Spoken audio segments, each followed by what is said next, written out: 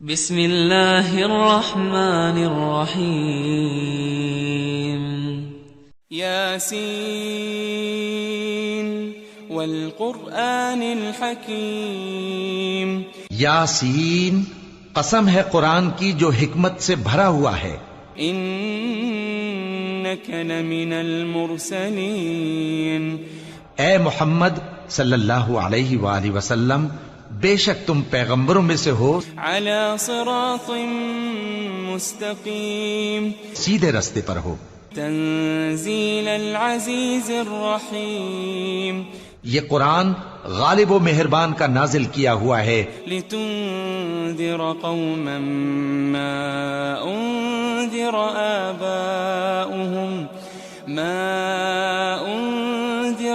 آباؤهم فهم غافلون، تاکہ تم ان لوگوں کو فهم لا يؤمنون، ان میں سے اکثر پر اللہ کی بات پوری ہو چکی ہے سو وہ ایمان نہیں لائیں گے۔ إنا جعلنا في أعناقهم أغلالا فهي إلى الأذقان فهم مقمحون، ہم نے ان کی گردنوں میں طوق ڈال رکھے ہیں اور وہ ٹھوڑیوں تک پھنسے ہوئے ہیں، تو ان کی گردنیں اکڑی ہوئی ہیں۔ وجعلنا من بين أيديهم سدا ومن خلفهم سدا فأغشيناهم فهم لا يبصرون، قالوا ما أنتم إلا بشر وأعناب وفجرنا فيها من العيون، اور اس میں کھجوروں اور انگوروں کے باغ پیدا کیے اور اس میں چشمے جاری کر دیے، لِيَأْكُلُوا مِن ثَمَرِهِ وَمَا عَمِلَتْهُ أَيْدِيهِمْ أَفَلَا يَشْكُرُونَ، تاکہ یہ ان باغوں کے پھل کھائیں، اور ان کے ہاتھوں نے تو ان کو نہیں بنایا، تو پھر کیا یہ شکر نہیں کرتے؟ سبحان الذي خلق الأزواج كلها مما تنبت الأرض ومن أنفسهم ومما لا يعلمون، آية لهم أنا حملنا ذريتهم في الفلك المشحون، اور ایک نشانی ان کے لیے یہ ہے کہ ہم نے ان کی اولاد کو بھری ہوئی کشتی میں سوار کیا، وَخَلَقْنَا لَهُم مِّن مِّثْلِهِ مَا يَرْكَبُونَ، اور ان کے لیے ویسی ہی اور چیزیں پیدا کی جن پر یہ سوار ہوتے ہیں۔ وَإِن کی اولاد، کیا میں نے تم سے کہہ نہیں دیا تھا کہ شیطان کو نہ پوجنا، وہ تمہارا کھلا دشمن ہے؟ وَأَنِ اعْبُدُونِي هَذَا صِرَاطٌ مُسْتَقِيمٌ، اور یہ کہ میری ہی عبادت کرنا یہی سیدھا رستہ ہے۔ وَلَقَدْ أَضَلَّ مِنكُمْ جِبِلًّا كَثِيرًا أَفَلَمْ تَكُونُوا تَعْقِلُونَ، اور اس نے تم میں سے بہت سی خلقت کو گمراہ کر دیا تھا، تو کیا تم سمجھتے نہیں تھے؟ هذه جهنم التي كنتم توعدون، یہی وہ جہنم ہے جس کے تمہیں دھمکی دی جاتی تھی، اصلوها اليوم بما كنتم تكفرون، جو يوم نختم على أفواههم وتكلمنا أيديهم وتشهد أرجلهم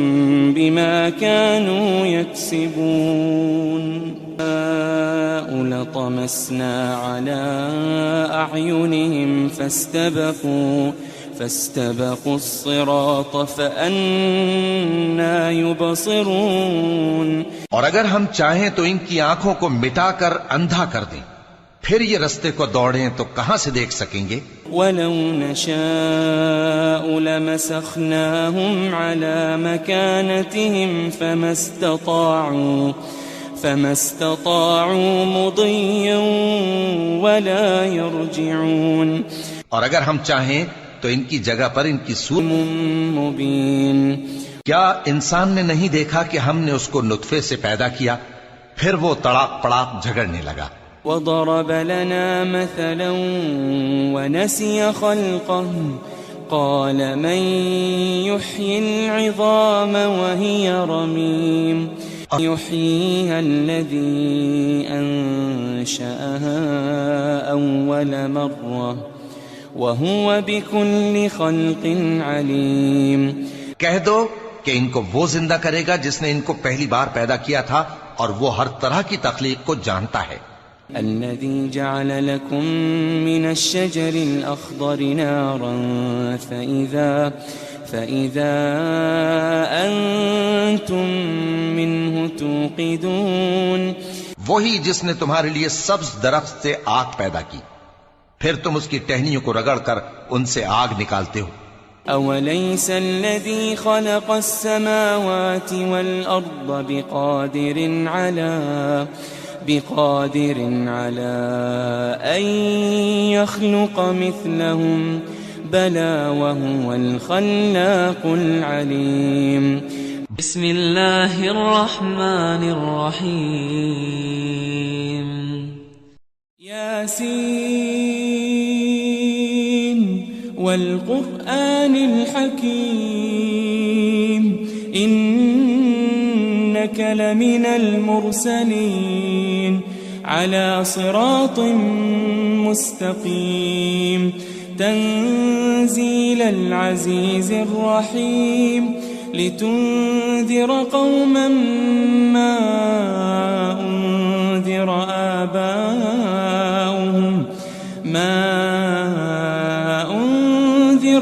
آباؤهم فهم غافلون.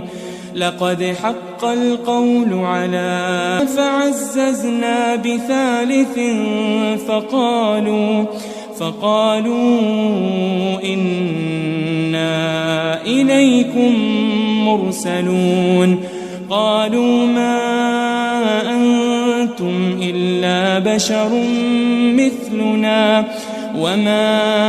أنزل الرحمن من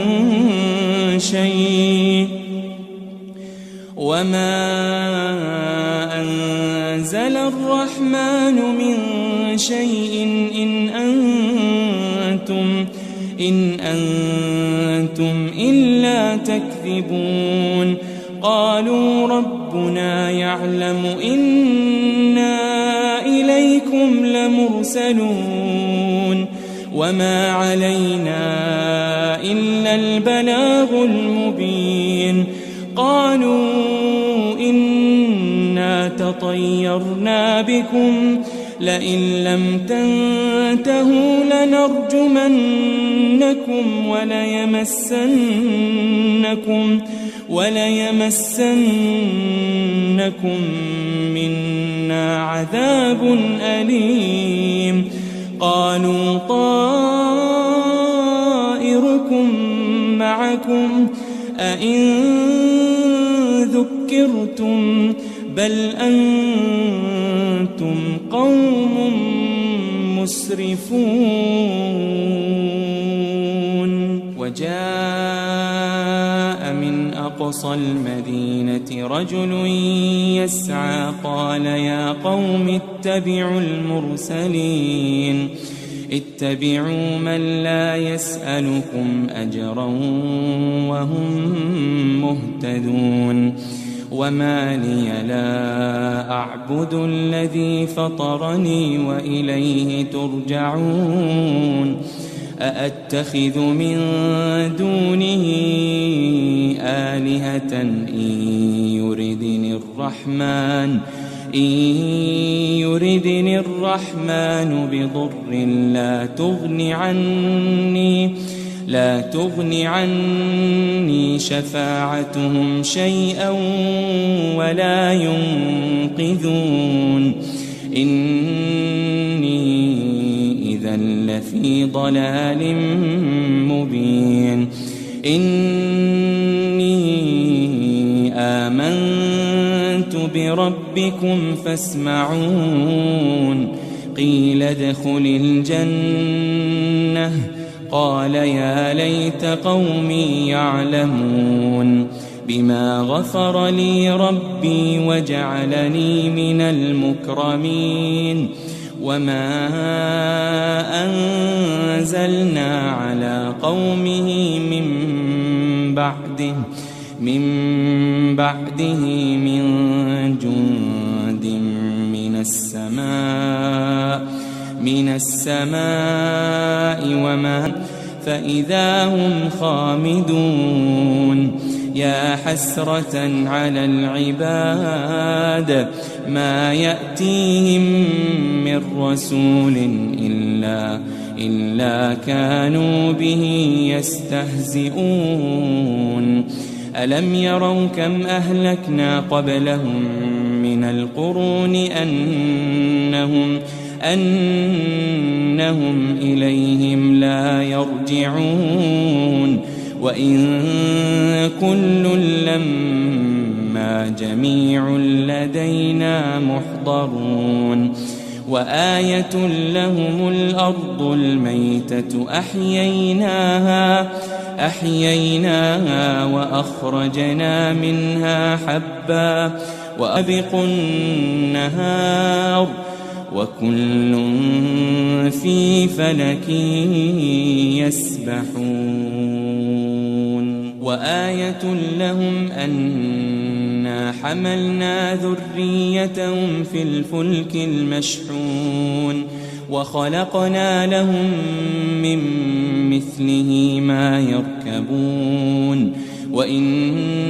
نشأ نغرقهم فلا صريخ لهم ولا هم ينقذون إلا رحمة منا ومتاعا إلى حين وإذا قيل لهم اتقوا ما بين أيديكم وما خلفكم لعلكم ترحمون وما تأتيهم من آية من آيات ربهم إلا كانوا عنها معرضين وإذا قيل لهم أنفقوا مما رزقكم الله قال الذين كفروا للذين آمنوا أنطعم من لو يشاء مبين ويقولون متى هذا الوعد إن كنتم صادقين ما ينظرون إلا صيحة واحدة تأخذهم وهم يخصمون فلا يستطيعون توصية ولا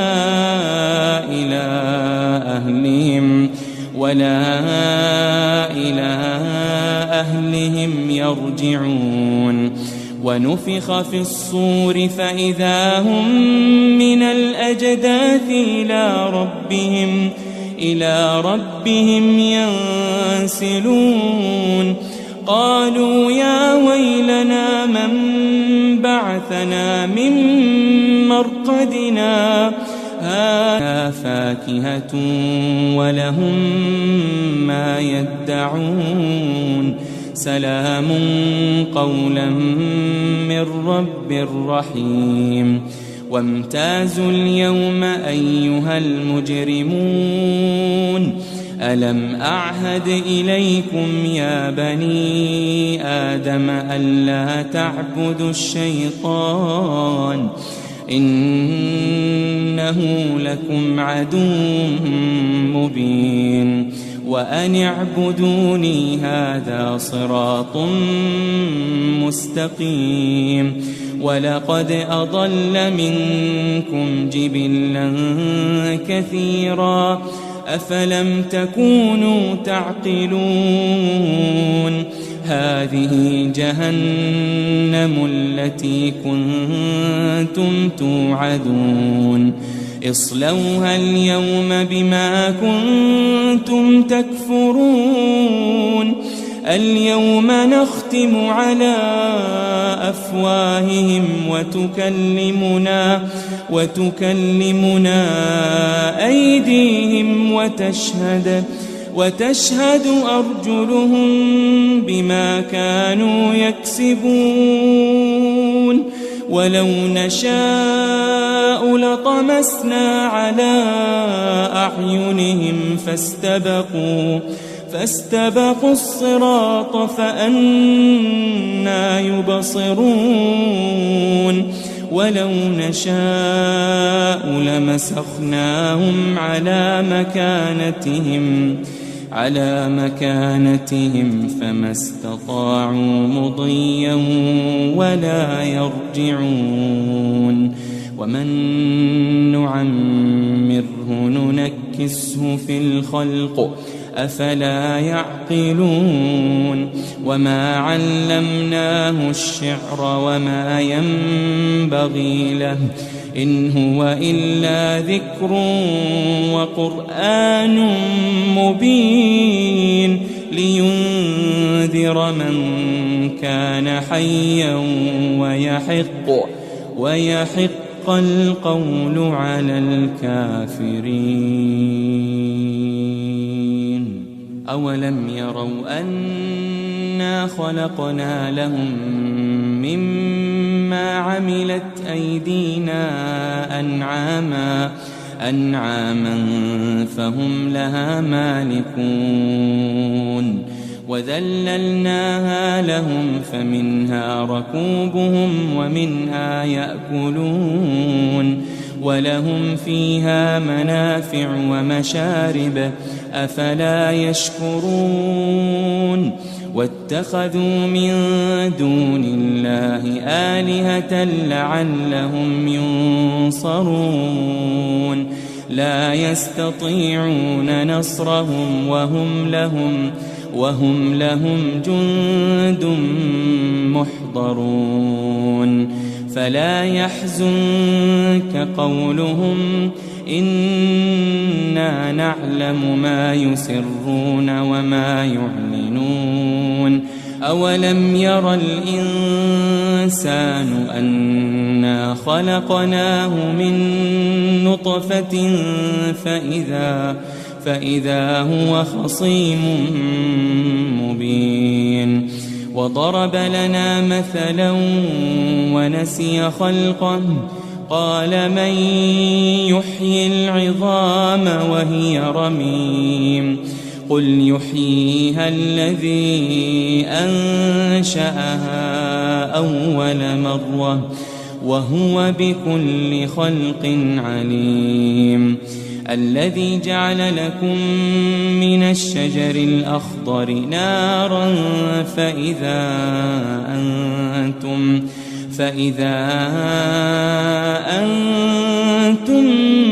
منه توقدون أوليس الذي خلق السماوات والأرض بقادر على أن يخلق مثلهم بلى وهو الخلاق العليم إنما أمره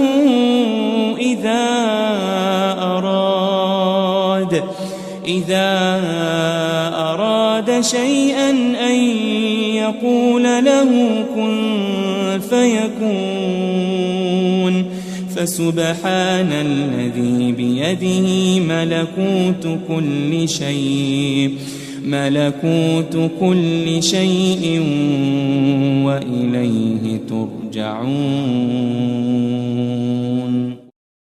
بسم الله الرحمن الرحيم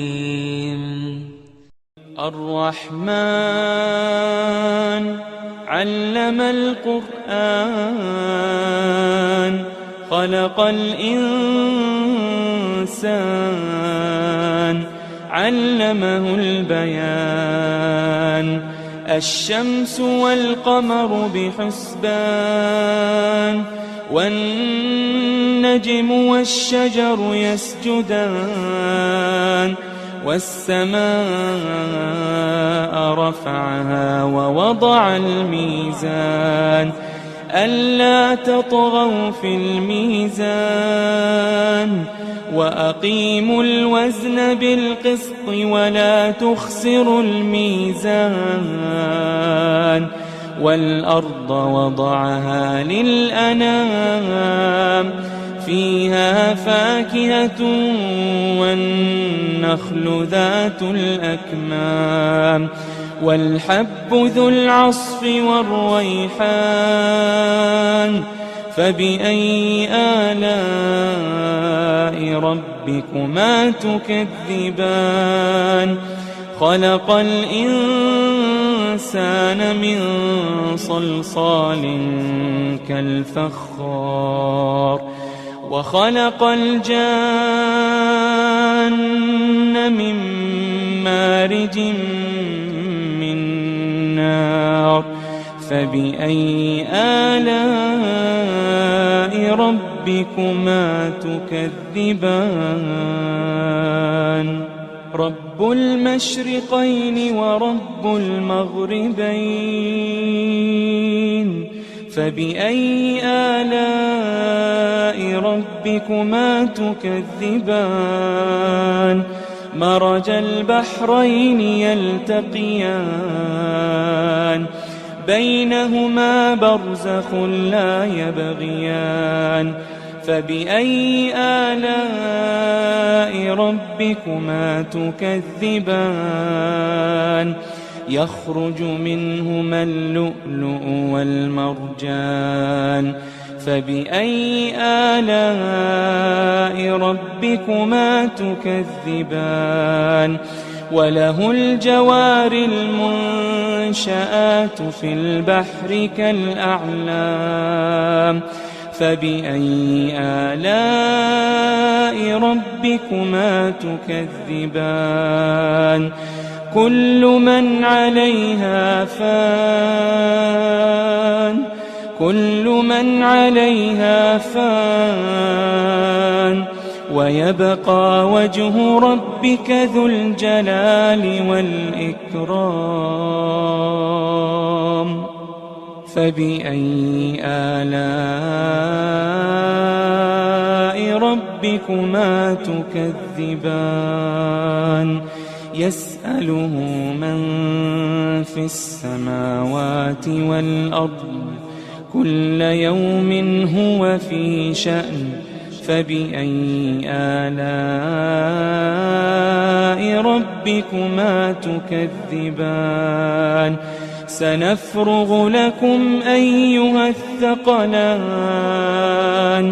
فبأي آلاء ربكما تكذبان يا معشر الجن والإنس إن استطعتم أن تنفذوا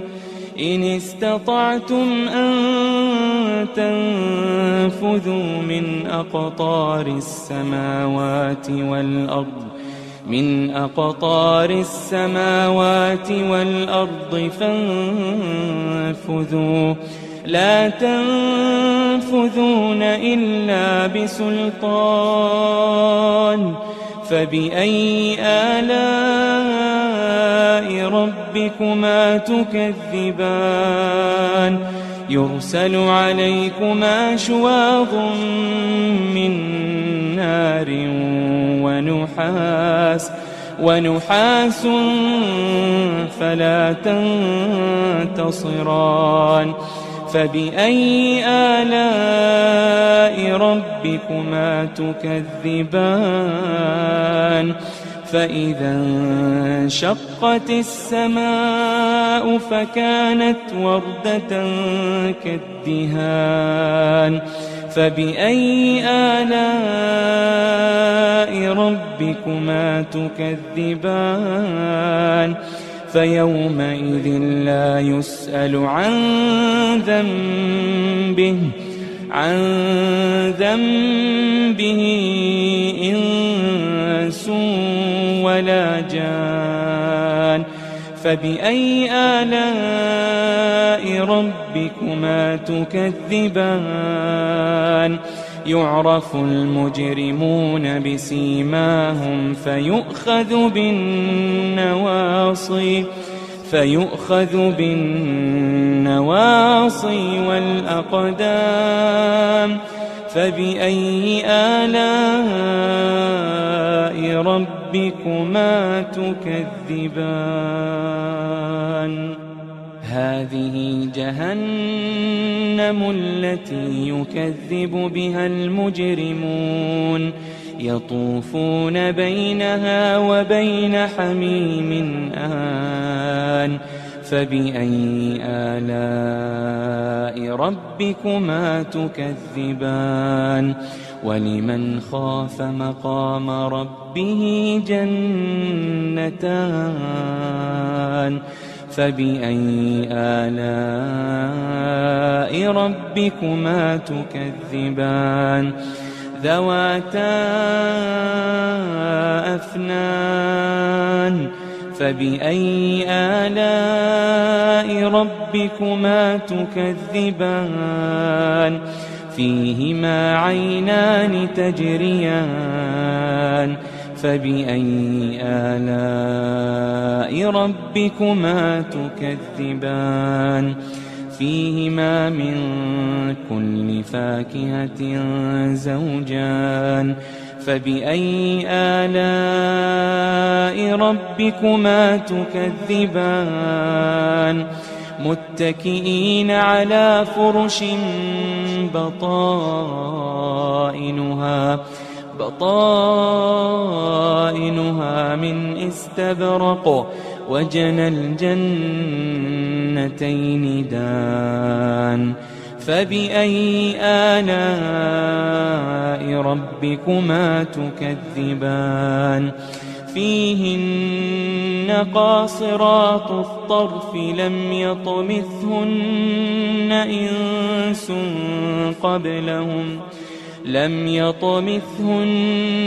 إنس قبلهم ولا جان فبأي آلاء ربكما تكذبان كأنهن الياقوت والمرجان فبأي آلاء ربكما تكذبان هل جزاء الإحسان إلا الإحسان هل جزاء الإحسان إلا الإحسان فبأي آلاء ربكما تكذبان ومن دونهما جنتان فبأي آلاء ربكما تكذبان مدهامتان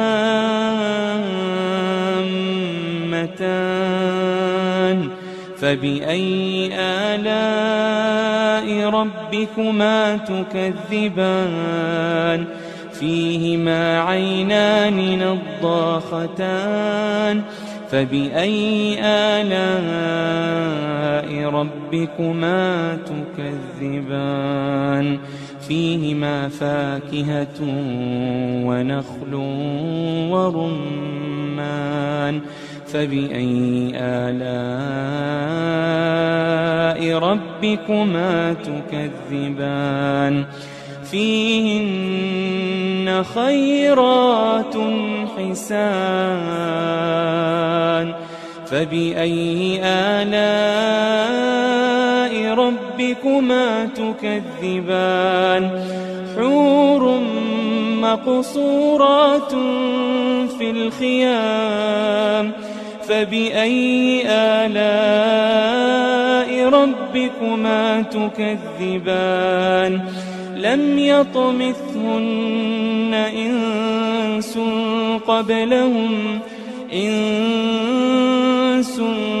قبلهم ولا جان فبأي آلاء ربكما